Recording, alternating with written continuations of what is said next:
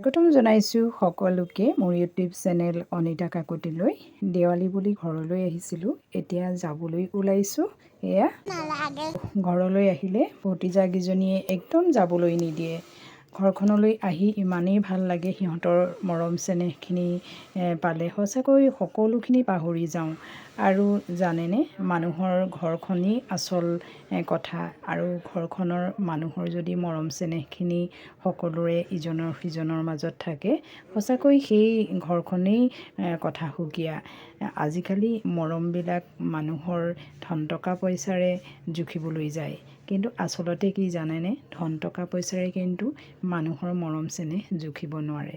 আপোনাৰ পাছত ঢেৰ টকা থাকিব পাৰে, আপুনি দামী গাড়ী কিনিব পাৰিব, দামী আপুনি কাপোৰ কানি পিন্ধিব পাৰিব, দামী দামী অট্টালিকাবোৰ কিনিব পাৰিব, কিন্তু আপুনি মানুহৰ মৰম আন্তৰিকতাবোৰ কিন্তু কেতিয়াও কিনিব নোৱাৰে।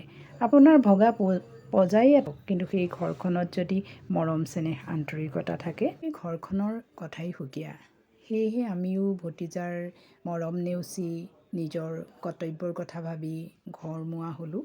আৰু পুৱাই পুৱাই খুব এটি সুন্দৰ প্ৰাকৃতিক সৌন্দৰ্যৰাজিৰ মাজৰ পৰাই আপোনালোকক সুপ্ৰভাত জনালোঁ। আৰু আজিলৈ ভিডিঅ'টো সামৰণি মাৰিছোঁ। ধন্যবাদ।